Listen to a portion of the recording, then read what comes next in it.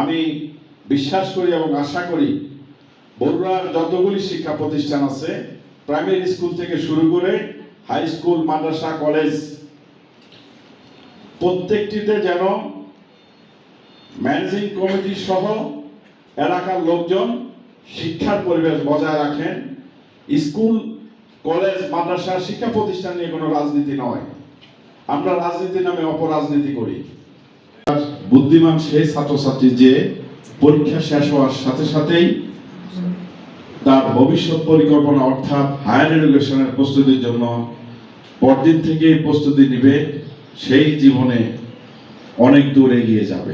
আমার ছাত্রী বোনদের 2026 সালের এসএসসি আগানগর কলেজের পরীক্ষার্থী, সম্ভবত আমরা যারা ছাত্ররা আমরা পড়াশোনা থেকে একটু দূরে চলে যাচ্ছি।